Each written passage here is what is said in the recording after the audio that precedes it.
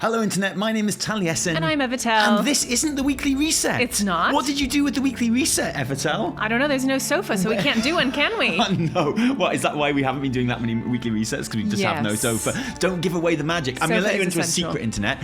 All those times we've been doing sofa bits in the new house, we haven't really been doing sofa bits. Or in the old house either, actually. We haven't actually had a sofa for the sofa bits since like 2 houses ago. Wow. This isn't a weekly reset, and I'll tell you why, Evitel. Okay. It's because Dragonflight, the World of Warcraft expansion, came out last week. It's here. Did you know? No. This is news to me. You're meant to be a news person, Evitel. You're meant to be a wow news I'm person. so tired from playing Dragonflight that I don't even remember playing it. Well, yeah. It's just like an out-of-body experience. Yeah. You wake up, your fingers hurt, I am but and a you husk. don't know why. Your eyes are strained, Yeah. but you don't know why. You've got like dragon scales just all over you. And I just have music going doo doo doo doo in my head. So here's the thing. Dragonflight's been out for a week. Everyone's been playing it. We've been playing it. There's been drama. There's been news. Oh. But here's the thing. I didn't feel like for the past weekend I put in enough hours in Dragonflight to be able to do a proper, scripted, considered weekly reset. I mean, because you only recently reached Endgame. Yeah, exactly. Well, we'll talk about this and how long it's taking people to get to Endgame and what they've been doing. I imagine everyone is there now. But yeah, it is worth talking about. And there will be one this weekend, obviously, with like, shit shows and proper scripted like bits and talking about actual news. We're going to give you some news here as well. But I just didn't feel over last weekend that I put in enough hours, that I was really kind of, in tune with the game and the end game and stuff enough to You're not kind an authority yet. Yeah, give an authority. That's right. Yeah, exactly. So instead, we're here in this new weekly reset set. Hello. Do you like it? I like the wall. That's it looks all like a pro put this together. This is full of stuff, right? I'm like, hey, do you like the new set? And you're like, I like the wall. Excuse me, the wall is the glue that literally holds it all together. It literally is held together with glue as well. I really wouldn't all I'm saying is, like, when you get out of that chair, be very careful. That's all I'm saying. It's just foam. Yeah, exactly. And at the moment with the weekly reset, it's mostly me anyway, reading the script and what have you. And, you only appear on the sofa bit at the end. And I thought after this first week of Dragonflight, because we've just had the new reset in Europe and EU as well, what better time to sit down in this new set with our new setup, to do a lighting test and a seating test, and talk to Evitel a little bit more about what you've been doing in Dragonflight and your opinions on it as well. Because you know what? Thanks, Tali. I don't think we hear enough from you. Oh, I agree. So, your Dragonflight opening experience, go. Ready, go.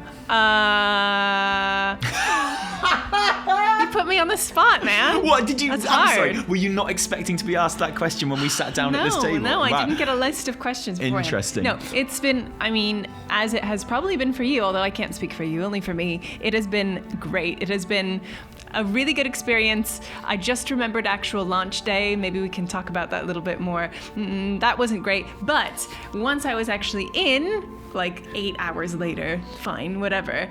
Since then, it has been non-stop, hardcore, pumping, dragon. Oh, I love it when life is like that.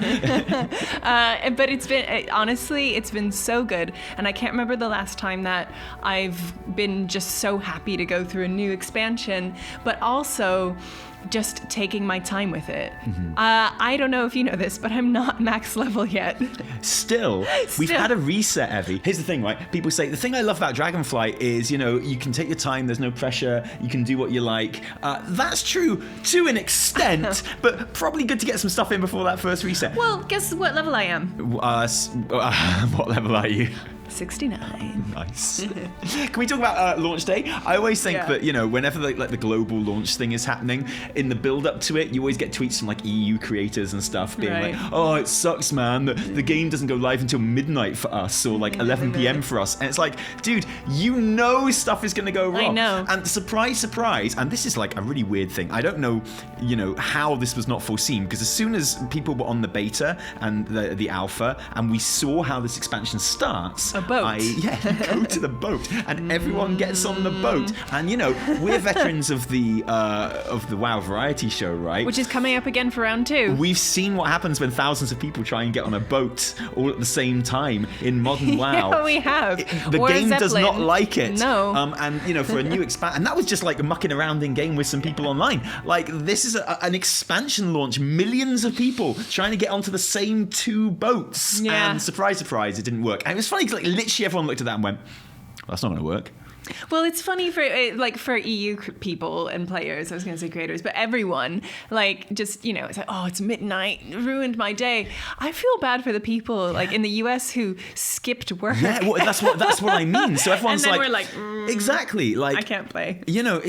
So everyone was like, well, that's not going to work. I wonder what Blizzard have planned to make it work. Turns out they hadn't planned anything. It just broke. And so actually being EU was a major advantage in that scenario, because you got up the next day. I was on my way to Dragon Castle, but you got up, you did a stream, everything was working by then. Loved that. Were you able to just sail in on the opening day? Yeah, it was easy peasy. Wow. Yeah, Awesome. portals were gone by then. So yeah, it was brilliant. So it's funny because when I think about Dragonflight so far, I don't even clock that opening day, because to me it doesn't count. Because exactly, I always think it's going to be a write-off. I always just plan to not work around it, basically. So yeah, went to sleep, started playing Dragonflight the next day, and it's been really, really great.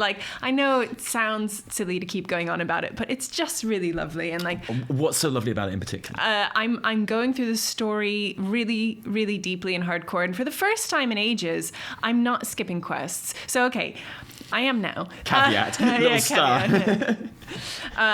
When I started playing in the first zone, I picked up literally every quest. And I can't remember the last time I did that, but I felt compelled to pick up every quest as I went, and I did, and it was incredible, and I was so immersed in it, and I was like, this is so good. By the time I got to Anaran Plains, I was like, I gotta stop this, because I am never gonna get through the main campaign if I keep doing this. It got kind of overwhelming for you, I think. There was one night where you almost didn't log on, actually, because you're like, I'm really enjoying it, but there's just so many quests. And I was like, that's because you keep doing all of the quests. Yeah. You say one night, because I play when the kids sleep, right? As don't we all? That's when the pumping happens. The dragon action. And and playing the game as well. And playing the game as well. Yeah. And one night I was just like, I looked at the million exclamation marks on my map and was like, I just closed it. I was like, that's a little too much. Since then, I went through Anaran Plains, mostly doing the main campaign. However, I got to Azure Span, and the first thing you see is a little Tuskar guy being like, oh, hello, could you get me some fish? And I was like, man. Dude, you want fish? I'm going to get you the fish. I literally never touch fishing. I never do it. But I was like, yes, I will do that for you. And now I'm just fishing. And now I'm doing all the side quests in Azure Span. Maybe not all. Maybe 50% of them. Because obviously you want to save some for when you have to grind rep for them later on. Anyway, all of that is to say that the game has really sucked me in. It has really invited me to take my time and just play side quests in a way that I normally wouldn't, and not rush to complete the main story or get to 70, because I'm going to get to 70 long before the main campaign is completed anyway. So yeah. How about you? Are you focusing on the main campaign now? Yes. But peppering it with little bits on the side. I had to do that as well, because I kind of did not do many side quests in the Waking Shores, because I was on stream, and we were doing flying and stuff, and I wanted to unlock I had to run through and access the dungeon that I could actually get into, so we could do it in Dragon Castle, because we had this challenge to do, which we lost, but that's fine. It wasn't my fault. It was Sko's fault, and I felt like we didn't really do any side quests in Waking Shore, but then I did do off stream when I went into Anaran Plains. That's when I got into that thing of taking up side quests, and again, just because I wanted to, just because they were there, and it's well, I'm here, I might forget where these side quests are later on when I come back, because the great thing about campaign quests is they're always marked on the map with a shield and stuff. Side quests aren't. You don't see them until you're flying through the actual area and stuff like that. So I thought, well, I don't want to miss this one, because this one's in a bit of an out of the way area. I might not remember to look here again. So I was doing those, and I did probably about 80% of the side quests in Anaran Plains, and loved every second of it. I had the best time. It was so good.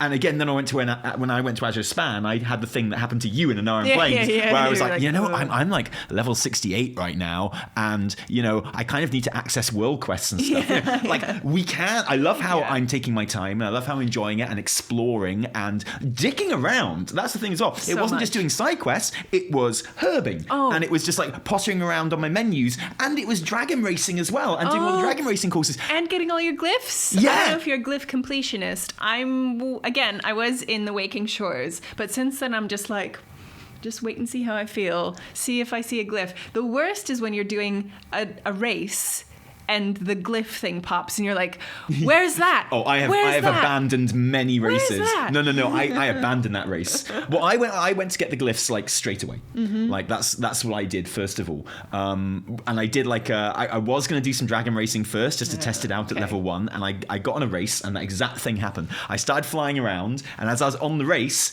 a glyph popped. I saw it, and I was like, and just made my it just scooted round, and got on that instead. And then I was like, okay, let's go and get the glyphs. So I got the glyphs like many people, I think, straight away. It's probably wise. I went out and I got them. I kind of knew where a lot of them were already from the beta, but I didn't use a guide, and I didn't use a guide in the beta. What about you?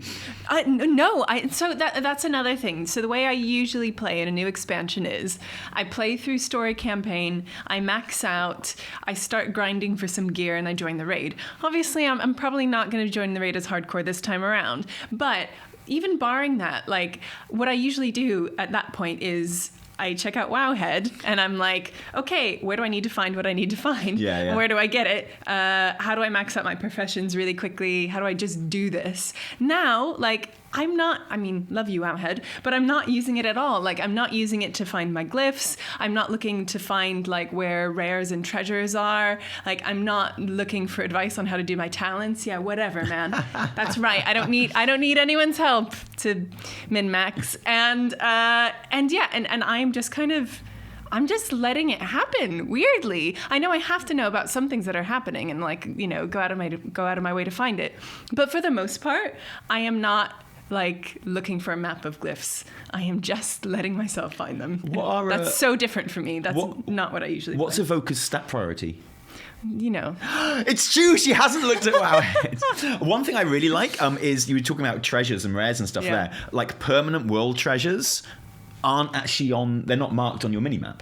They don't appear, and that's something I've really, really enjoyed. Is that I don't see treasures appear like other treasures do, like the backpacks and the Explorers League and stuff like that. They do pop up, and like those kind of added ones that get introduced with Renown, they do. But the permanent world treasures, they don't at all. So you don't see them until you actually see them, and that sounds like such a wild thing to say, right? Like, oh wow, I don't see the treasure until I actually see it. But it's been really nice for that to happen, honestly, and for it not to appear on the map. And there is like that sense of exploring and exploration, because like Shadowlands, the actual campaign quests only take you to a minuscule actual part of the map, and everywhere you go, you see like these other side quest exclamation marks and stuff pop up and what have you, and you're like, oh, there's a lot going on here. Okay, but even in like far-flung reaches of the map, there are all these things you never even see. That happened in Shadowlands as well. The difference is I actually want to go and do them later on. And that's been a really good, an amazing feeling, all of that. And it's not a controversial thing. I think that's like something that a lot of people have been saying. I've seen it floating around. I've seen people talking about it. Have you, sorry, this is really important. Have you stumbled across the bar where I have not. Centaurs, you were saying this the other day, and I was like, where is it? And you go on dates. You didn't tell me where it is. Because I don't remember where it is, because I literally just happened upon it. And it was like in a cave, and it is literally like centaurs. Well, some of them are like really big and really tiny, and there are some centaurs around the table with dragons, and it's like they're all marked as like singles when you hover over them. And the bar is called like the main attraction. Amazing. Well, that whole story is about bringing back the dragons and the centaurs together. Exactly, re-establishing that relationship. Yeah, anyway. So a bit of speed social sort of meeting there. Yeah. Oh man, yeah. I did some. So now I'm going back, right? So I am at Endgame. I powered through the story because I wanted to unlock like world quests and stuff. Partly because I wanted to see what the world quest situation was like. Because I've heard, maybe you've heard this as well. I've heard a lot of people talking about how there isn't actually as much to do at Endgame as they would like. Yeah. I am not seeing that personally, but I can kind of sympathize with it. I did kind of notice it on the beta as well. I was like, look, these world quests are on a bi-weekly timer, so they pop twice a week. as opposed to being daily and up for like 16 hours like they have been in the past. Okay. So they're up for like 3.5 days, and then that's when the new world quests pop, which means, on a day like today, reset day, I look at all these world quests and I'm like, I got 3.5 days to do them. That's absolutely fine. Okay, so because I've seen bi-weekly floating around and assumed it meant every 2 weeks. No, it's a very confusing way that people have been putting it. I don't know what the correct English term would be, or any other language for that matter, but people have been saying bi-weekly, and yeah, I was the same. I thought that meant twice a week, once every 2 weeks. Once every 2 weeks. But it's twice a week. So that's not so bad. No, exactly. That's fine. And so, but I guess like if you were to go around and do all of the world quests straight away, then they're done for 3.5 days. And I don't know, have you got no reason to log in then? I don't know. We'll talk about that more in the scripted weekly reset. But my gut feeling is that because the world quests. Okay, so here's the thing, right? You're at Endgame. You've got world quests, side quests, and like weeklies and stuff to do to bump up your rep, and that's why you're doing it. Really, it's that kind of casual, renown thing. There are some power rewards with renown, but not really. Kind of like there were for the Covenant Order halls and stuff like that. The class order halls, I should say, back in Legion. So really, what you're doing is you're grinding rep to get your cool, like, black dragon scales with black dragons, stuff, get all your unlocks, and there are some story quests connected to that as well, which you've probably seen. It's got spoilers for going around.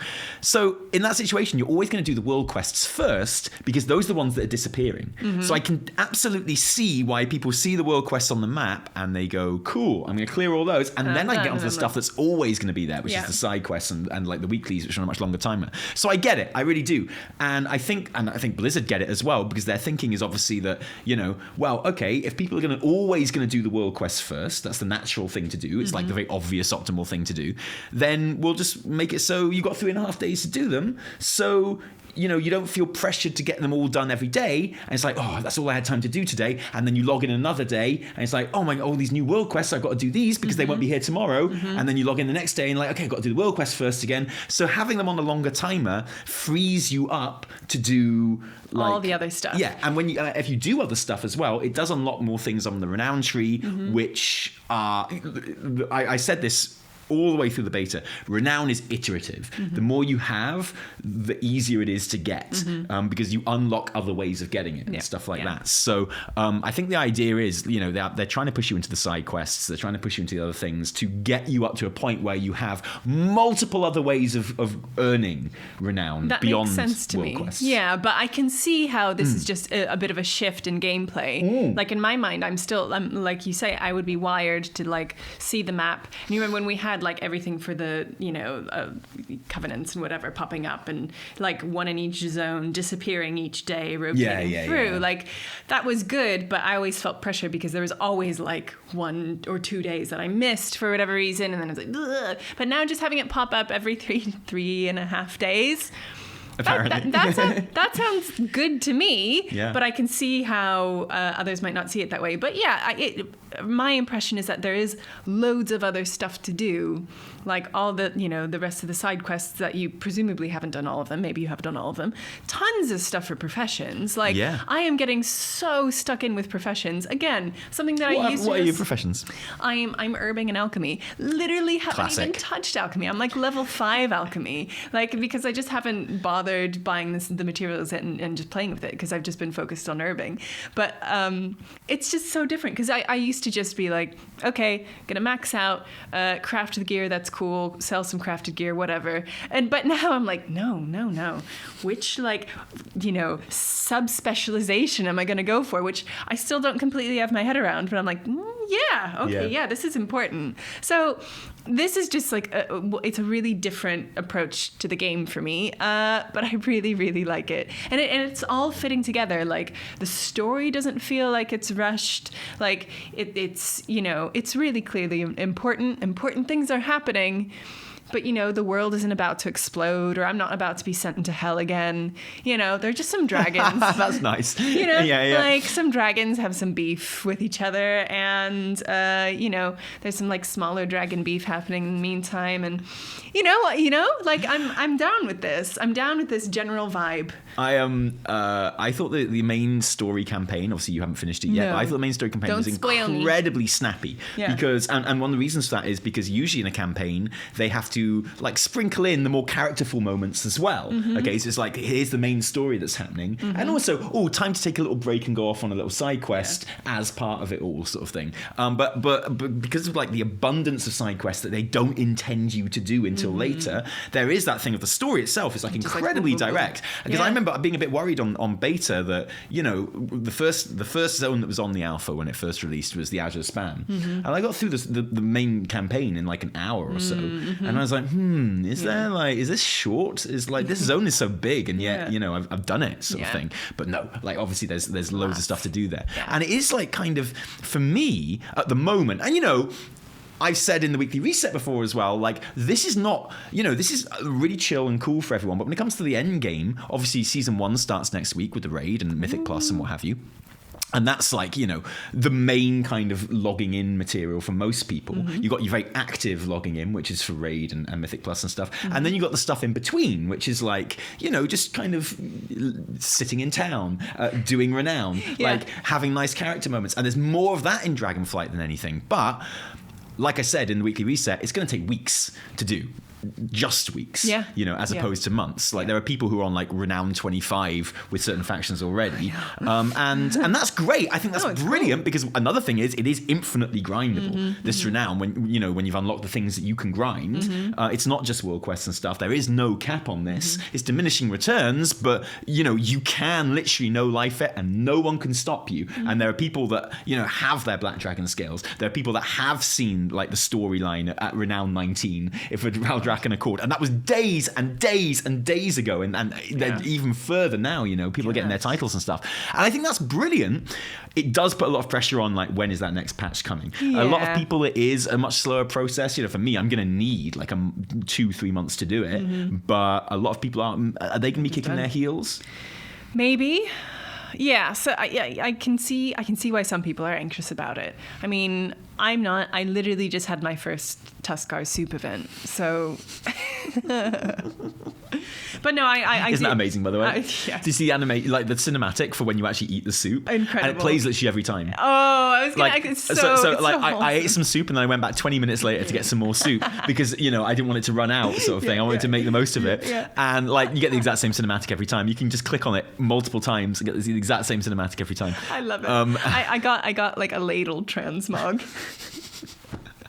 It's so good. It's so cute. Dare I say it, even a bit Final Fantasy 14, the bit that's the thing, the fact that cinematic plays every time. Yeah, it's like, because the dude, he's like, it's in the fish and stuff, and you're like, yes, I love it. What have your favourite quests been so far out of the side ones? Because I did an amazing one in Waking Shore yesterday. You go along and like there's some gnome, right, who makes you take photographs of like swooping dragons. And have you done this one? I have. Actually, it took me a little while because like I couldn't find the right like angle from which to photograph the dragon. I feel like maybe you're taking it a bit too seriously there. I feel like maybe you're being a little bit perfectionist about that one. Fine. Like, but no, that's not even the bit I loved. No. I actually kind of hated that. It was really annoying. But the thing I really liked about that was there's this Drakthir woman there who makes you like investigate the bones of the huge dragon that's there. Yes. And you do that. And then the end of the quest is literally just like, yo, can you take a photo of me with the dragon? Yeah, I know. And it was like so awesome. That felt good, didn't it? I loved it so much. Yeah. Like that was the end of the quest. She was just like, can you take a photo with me? And she just walks to the dragon head and she stands by and you just take a photo of her with it, and it's so awesome. Yeah, and I like in the side quest there is this real kind, again, I guess because like they're completely non-mandatory and they're not connected to the main story and stuff like that, so there is this sense of like they can just play with character moments a lot more, and that has been noticeable again since the alpha. Like it's even more noticeable now. The idea, like, you know, that one where there's all the just like the kids in the camp and they've like found this like a whelpling and stuff, and like just the amount of nice kind of standing around watching people talk. Obviously the quest that everyone talks about is like the dwarf dragon in the Ruby Life pools, who's just sitting there you just sit with him and it's literally just dialogue. That entire quest is just dialogue, and it's brilliant. Everyone loves it, right? And rightfully so, because it's incredible, and it's actually in like 3 parts. There's another bit where you go and like get the box trim, and then there's another bit later on where like the other side of the map there's a book book, which is related to him as well. Yeah. And it's incredible. And this idea that there's kind of the space in there to put these character moments that they've never been absent from the game, but they have been fewer and further between. I think they just feel more rich now. And and that's a whole combination of like, I think how the game is structured right now and how the quests are structured. And yeah, like you say, they've always been there, but it is a little bit different. I loved like all of the side quests in Waking Shores. I thought they were so good. I was really into the one where you go out with the dragons that are, have been given their calling, and the one who does frogs, who protects frogs, and the one where you go to the bit with the dragon skeleton, with like the lovely like flowers and stuff. Oh, it's amazing. Yeah, did you finish that one? I haven't finished that one yet, but I did get sent there separately to kill peacocks, which I hated. Oh, I hated going there to like as part of my inscription. I think it's an inscription quest. Yeah. Sends you there that kill a load of peacocks. No. I'm like, whoa! And I went there, and that's when I saw not. the beautiful like overgrown dragons. So nice. I went to Bit and Azure Spam where there's loads more peacocks and kill them there. Okay, I think that's better. Yeah, definitely. Yeah, for some reason it didn't feel so bad killing them in the Azure Spam. Killing them in Valdrakken, like killing them in Waking Shores, really upset me. Yeah. But yeah, killing them in if I have to kill hippos and like there is a quest to kill hippos. There's loads of quests to kill hippos. I know, they feel wrong, don't killing they? hippos and baby hippos, I'm like, I refuse to do that. So if I pull a baby hippo, I'm like, nope, and I run away, and I disappear and I fade. I actually struggled a bit with the one where you're with what's her name, the dragon at the beginning who's helping you out. Emberthal? Or? No, not Emberthal. The one who doesn't make it. Yeah. But when you go out with her and you have to kill whelplings, I was like, no. In fairness, it's like literally the first thing that happens. No, I know. I felt like too hardcore for the beginning of the game. You get in the boat and everyone's like, ho, can't wait to go on this exploring trip. I love exploring. Think of all the new animals we'll be able to see in catalogue. Think of all the new buildings we'll discover. Think of all the new plants we can have a look at. And then literally the first thing you do when you get there is like, there's lots of dragons here. You should kill some. Slay the whelplings. I was like, no. Anyway, once I recovered from that, the bit where you get the skeleton to sing is really, really good. I loved that quest. So I think it is like it is kind of a structure thing that has kind of enabled this, right? It's not just that, suddenly the quests are better and you want to do them. No. It's the fact that, okay, let's compare it to Shadowlands, because it was the most recent expansion. You got to Endgame, and, you had to get to Endgame because, like, the main thing you had to do in Shadowlands was start progress on your Legendary. And if you fell behind in progress with your Legendary, then, you were behind. Yeah, that sucked big time. There was, like, this real pressure to get to max level before the first week reset, and they did put the reset back. They didn't do it in the first week, so you had that extra time. But there was that pressure to be there, and there's pressure to be on that treadmill and doing that stuff that you couldn't catch up with if you hadn't done it in that particular week. It's a good analogy, the treadmill. Absolutely. Yeah. And the thing is, it's not a treadmill that goes round and round. It's like a treadmill that never stops. So if someone gets on the treadmill before you, like they're over there. You can't catch them up. It's like a people mover at the airport. Yeah, it's like one of those. And that has been fundamentally the case in Shadowlands and BFA, also with Legion as well. So it's like a major sea change, really, to have this kind of shift in the way that we approach kind of being on the gearing train and what have you. Because I still felt a tiny bit of pressure to go and do my Mythic Zero World Tour. I am this so week, excited to which do is it. the reason I wanted to bop in. Like, eventually, I was like, and I tell you what it was. I was in Nanaran Plains, and I'd been there for like hours, and suddenly the Renown popped, and I got the camp that moves around. I was like, I want to go and see the camp. Yeah, cool. So I went to see the camp, and in the camp there were loads of dailies, and I was like, I should try for research for science. I should try out these dailies. So I did them, and they're really. I think the dailies are different everywhere you go, but in this particular spot, the dailies were like herding sheep and stuff like that. So I herded some sheep, and I was like, I feel like a centaur right now, and it's brilliant. I was like, okay, this is these are quests. That's why there aren't many in our Plains world quests that pop, I guess, is because you've got these things instead. And then the Grand Hunt kind of popped, and it's like, you want to come along and do a Grand Hunt? And I was like, yeah, cool. And so I went and did that for ages, and then I was like, look, I'm like, I'm at Renown 10 now. Nice. And I'm at like level 68. I haven't even set foot in the Azure span, right? Yeah. And so I had to, you know, actually kind of focus in and because all that stuff is going to be there at max level. And there comes a time where you sort of go, all right, yeah, I can come back to this. It's fine. I do need to unlock world quests. I do need to unlock the ability to go and do Mythic Plus dungeons. Yes. So I can get in there before the reset. Yeah. I know you didn't do that, but like, you know, I know. Eventually, like all this kind of, it's so open, it's so free, it's so wonderful. It is. There like, is pressure though. Right? And there are restrictions, and I have slacked. I'm sorry. However, Sorry, Guild. I don't know if you know, but I'm level 69. So once I hit 70, we can do our M0 World Tour. Well, yes, 70, and also you need to complete the campaign as well. Oh. Yeah. That's the thing, right? 70 is not enough. Like those world quests don't pop until you complete the campaign. But it's well worth it. So where exactly are you in the campaign right now? I'm still in Azure Span, and I've just wrapped up the Tuskar bits, I think. And Right. Kalak is like, come back to the tower. With Oh, me so you've now." done the funeral? Yeah, I did the funeral. I like legit teared up at that. Don't think I cried, No. but I legit kind of caught my breath. That surprised me so much because I'd done it in the beta. Yeah. But the cutscene was missing in the beta. What a banging cutscene so that is! good, My so God, good. it was so great. I nodded and smiled. I was like, yeah. I love it. Like, okay, so I just want Okay. I know you're going to say something really good then, but like, I just want to say, even more than Wrath, the thing I love about this expansion, I love lots about this expansion so far, but something I'm really thankful of is that, you know, they've done right by the Tuskar. They They haven't just had them as like a race that appears and you kind of scoot through. They are like integral, they are fundamental, and that whole storyline where like literally they teach Kalagos the importance of family. And of looking forward, right? I mean, come on. They get all fast and furious on his ass. And they're like, and he's like, I understand family. Yeah. Thank you, Tuskar. And I love that. Like, I'm Blue Dragonflight from now on because I love how Kalagos is just like mates with the Tuskar. Oh, I've been changing my appearance. Every quest I go into, I am blue now. And Yeah, sorry. And I love how Kalagos is like, me? Like his character is so.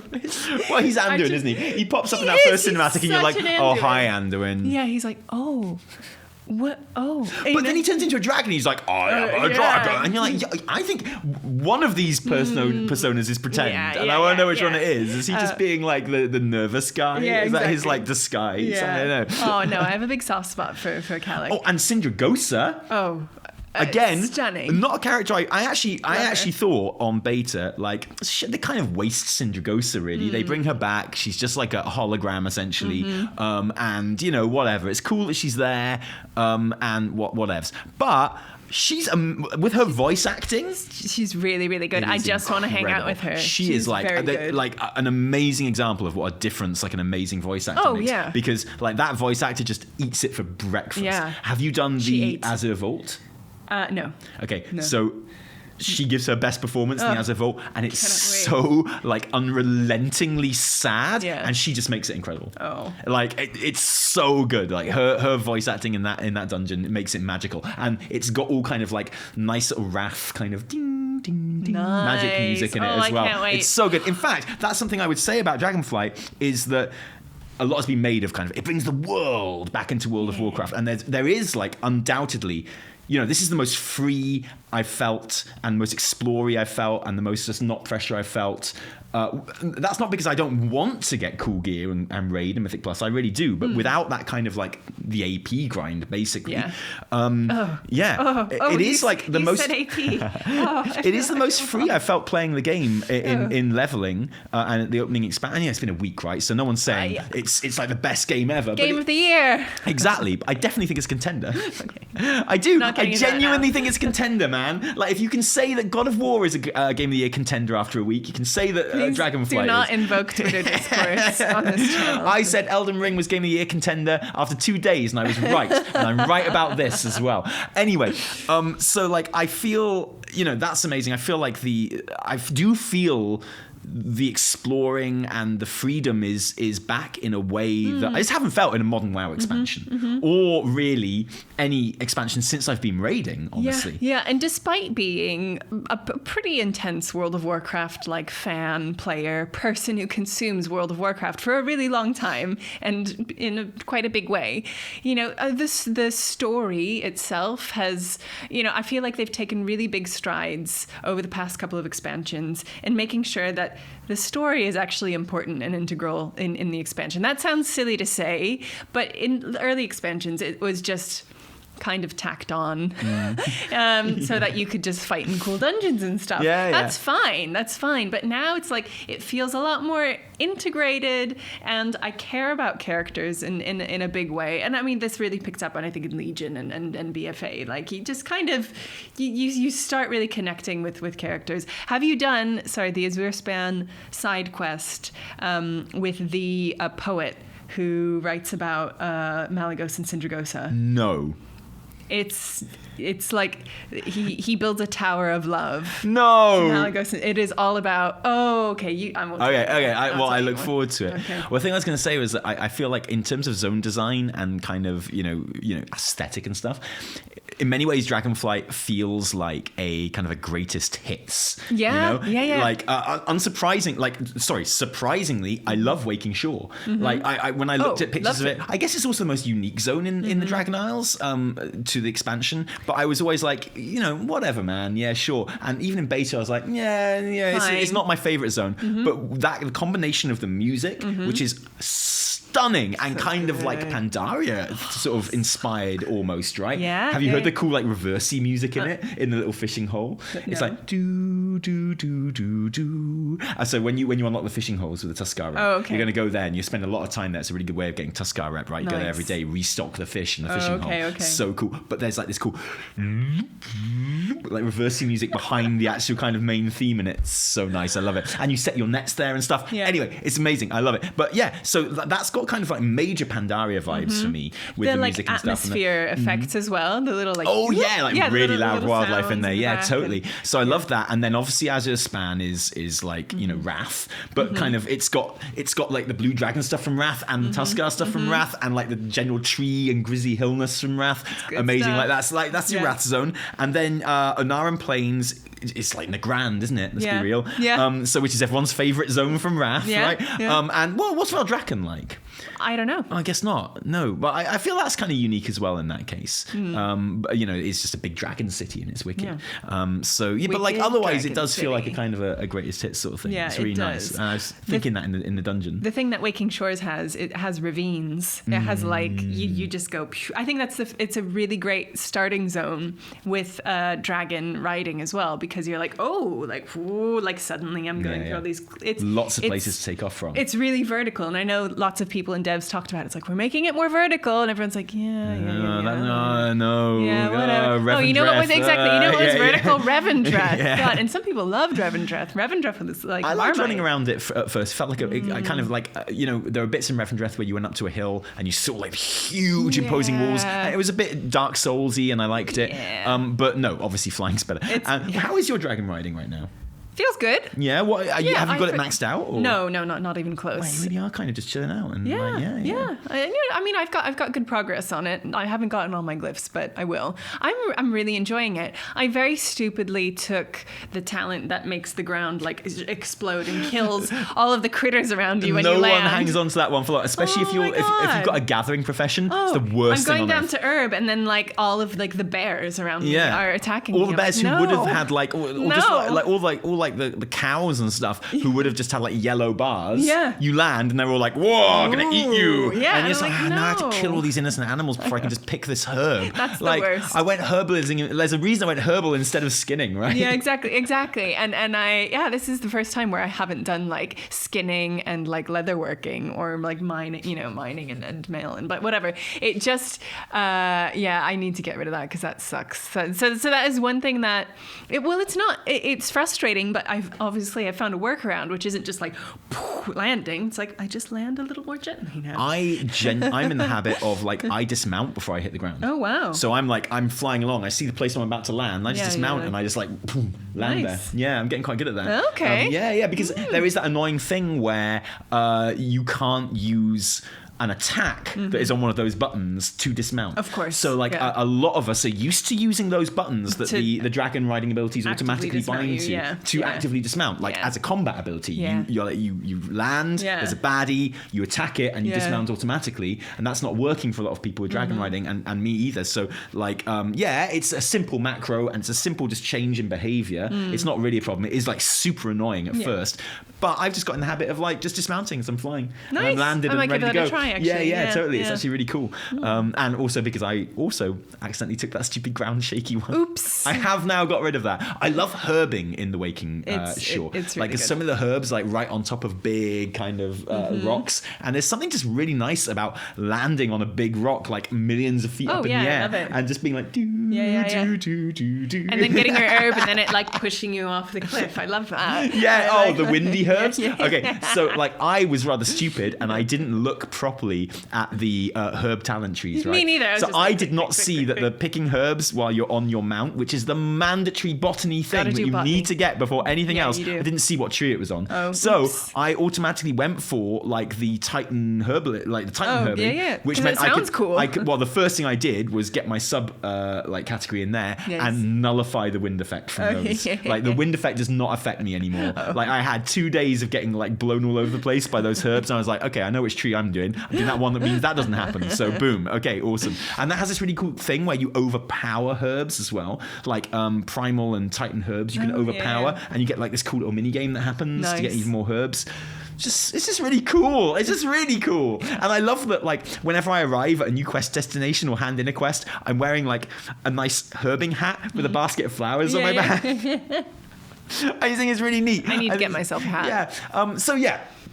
I stand by where I was before this expansion launched, which is, it has every opportunity to be an all-time great expansion. No one's saying the best. No one's saying it's the best game ever made. Who even knows, right? And, who knows how one thing I don't like is the whole kind of like, hey, guys, you say it's fun, right? But what's it going to be like in 3 months' time? It's like, dude, how many video games have you played for 3 months and like thought they were still good after? Like, I didn't even play Super Mario World for that long. Like, to be fair, World of Warcraft is a game that's like a service game, and so it invites you to play all the time. Exactly, it's asking for money all the time. Exactly. Yeah. So it's built a little bit differently, but I'm with you. Like, I am having fun. I am having a good time in World of Warcraft right now. Yeah. I'm aware that maybe it'll slow down a little bit in the future. I'm not letting that impede my enjoyment right now. I'm going to deal. That's a problem, as my brother would say. That's a problem for future Evitel. Yeah, totally. He often talks about Evitel, does he? Yeah. He'll be like, hey, you know what? That's a problem for future Evitel. Yeah. I can't pay my mortgage this month, but you know what? That's a problem for future Evitel. What's that, brother? Exactly. So there is that thing. Who knows how the expansion is going to shape out and pan out as a whole expansion.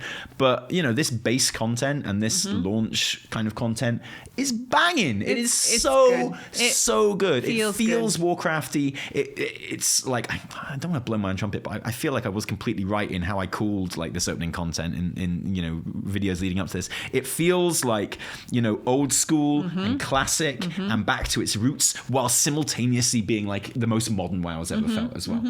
And it like somehow combines those two things. It's brilliant. And seeing people, enthuse about it online and just really enjoying themselves. It's just a great place to be. MMOs are more fun when people are enjoying them. Shocking. But it's true though. They don't exist in a vacuum, No. People can say, I don't care what anyone else thinks. I'm doing it myself and just enjoy. And if I'm having fun, that's all that matters. But for me, like, and it's not because I'm a creator, this has always been the case, like, the game is just more fun when people are enjoying it. Yeah. So it's a really lovely time when people are enjoying it. Yeah. Next week, we get the cinematic at the end of the raid. Ooh. Now, it would be unusual to have a cinematic at the end of a first raid, but I think there will be one.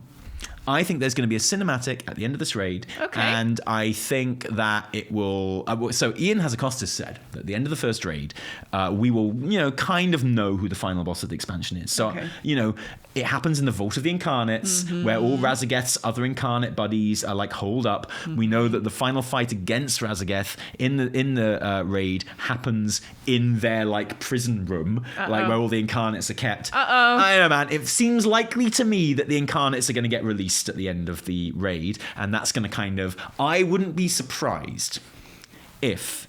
Now, here, are you ready for some hopium? Okay. Are you ready to like breathe deep on the hopium? I've got a feeling that at least at the beginning of the expansion, Blizzard are so into the idea right now of giving players what they want and showing how much they've changed. Okay. I wouldn't be surprised if patch cadence was one of those things. Remember how everyone was upset about patch cadence coming out of WoD? And so they were like, we're going to announce patch 7.1 literally before the game is even released. And it's going to come out 6 weeks into the expansion. I wouldn't be surprised if a similar thing happens with Dragonflight. Now, I've got a feeling that it's going to, what happens next is going to be based on the fact that the incarnates escape at the end of the raid, okay? So I wouldn't be surprised if the reason we haven't had an announcement for 10.1 yet is because it's spoilers for what happens at the end of the raid. But it's the raid next week. So I wouldn't be surprised if, like, basically that week or the week after, we get a 10.1 announcement. Okay, cool. I wouldn't be surprised. I'm not saying it will. But my hopium hat is on, and everything else is going so well right now. And I'm like, if I was Blizz, I would have a 10 point... Like they are so clearly trying to wow players with this, right?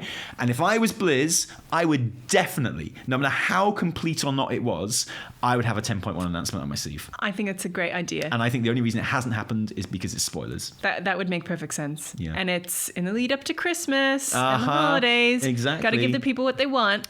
I like this idea. I would hope not you're be right. surprised at all. I hope you're right, because I want to know. I wouldn't be surprised if it didn't happen, don't get me wrong, but I'm just not going to be surprised if it does. Sure. Basically, I'm an unsurprised kind of guy. You're I'm unfazed. very, very difficult. Yeah, look at me.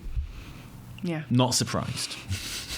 But it's great. Like, I'm really happy to be playing the game, and everyone's happy about it, and everyone's having a good time.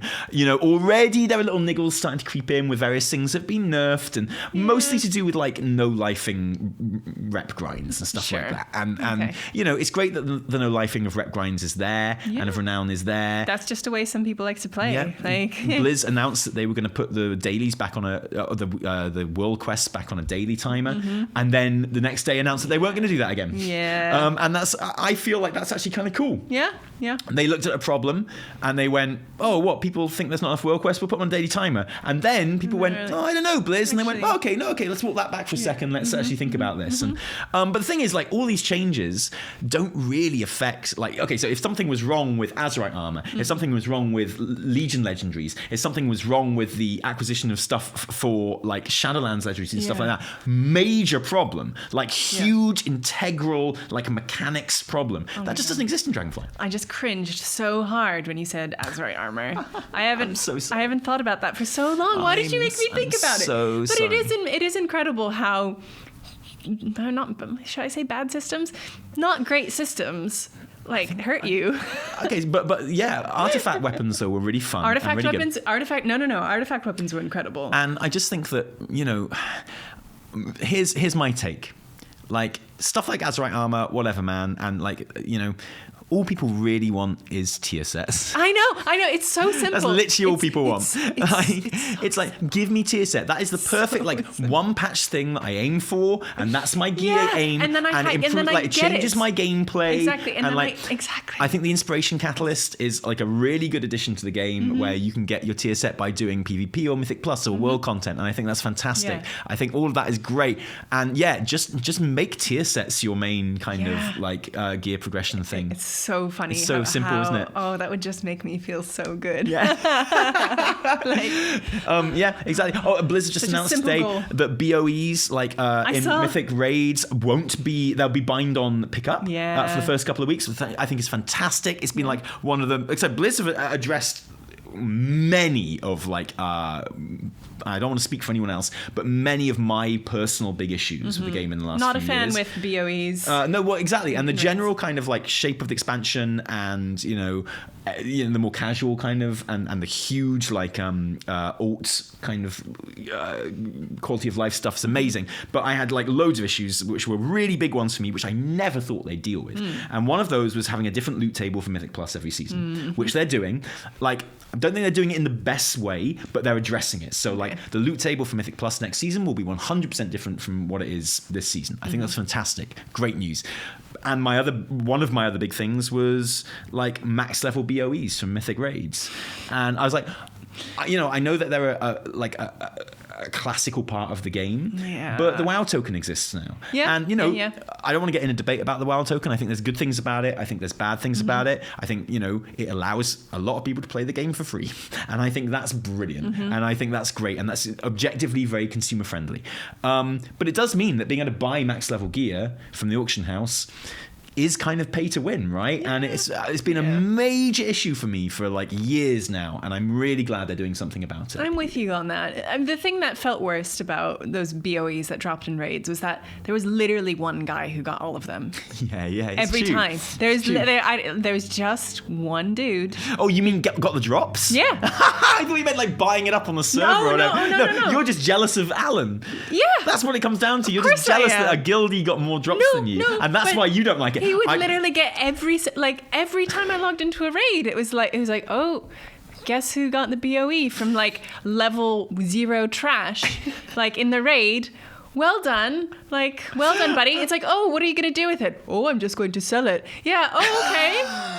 Wow. I love that my reason, we agree on this issue, but my reasoning was like, it introduces like some pretty serious pay to win elements into the game. And here's what I've analysed. And you're just feels bad, man. Alan gets the drops, and that pisses me off. It feels bad. I think that sums up like the differences in our character. I think that's... But I am totally with you, and I do think it hopefully will not solve the pay to win issue there, but will, it doesn't make it any worse, does it? No.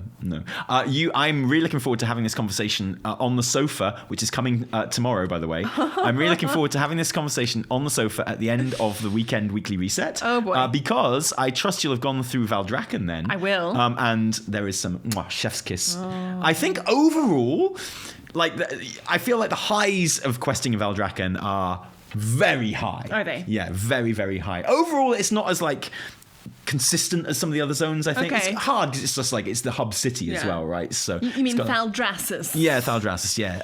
But it's got some of the most gleefully wonderful questing in the game. It's so good. Oh, I can't wait till you see it. It's so cool. But thank you for joining us in our new weekly reset set. I think I hope this works out. I hope I managed to color grade it okay. Looks good. And color grading human flesh with the wall brick and stuff is actually quite difficult. Yeah, I've found out. But anyway, that's why you gotta you get can't a pro. see it, but this wall here has been painted, and everything's looking really nice. Glorious. When the sofa comes, we're gonna have the new stream set up and stuff as well. We've got lights attached to the walls here as well, which are doing the business and looking really good. Loving it, absolutely loving it. We had one light that the battery ran out halfway through filming, you might have noticed, but that was my fault. I didn't charge it properly. Otherwise, it's all going splendidly. My chair is coming in a few weeks, hopefully. Maybe will it come for before Christmas? It might come. It'll either come for Christmas or a couple of weeks after Christmas. We got a special new prop coming here as well. There's a very special new prop that Tali is very excited about. We are all very, very excited about his new prop. I'm so excited. I can't wait for you to see it. Maybe I'll hate it and I'll just put the plant back. I don't know, but we'll see. It's all right. It didn't cost much. Anyway, thank you for joining us, and thank you for joining us on stream all the last couple of weeks while we've been playing Dragonflight, and you streamed again for the first time on the first day. Felt so the first time in ages. So good. And that's something we can do more regularly in the new year as well, particularly when we have your desk set up. Yeah, too. It's gonna be fantastic. And then I'll get all this stuff in the background. I'm gonna get the good stuff in my stream will background, actually. You are gonna get some great stuff in the background of your stream, actually. I'm just gonna get a very dark wall, but with cool stuff on it. It's gonna look good. We hope you enjoying Dragonflight 2, let us know how you feel about it in the comments below. There's loads of stuff we haven't even touched on, honestly, like class balance and like, talent trees and Save it things for the like reset, that. Tali. We will, exactly. So, and also, a proper look at like the main news events coming up for that as well, which, is important. I feel like in the last couple of days I have been playing Endgame and getting like a proper grip on it. So I feel ready to write that script now, but I just wasn't over the weekends. So, I thought my time was more valuably spent actually in-game playing rather than trying to make money, I guess. Sorry. Thank you for joining us today. If you like this video, don't thank us, thank our patrons who give their actual real life money to make all of our work happen. If you didn't like it, don't thank us. Yeah, just don't. We don't deserve it. No. From me, Taliesin. And me, Evitel. Thank you guys. See you later. Bye. Cheerio.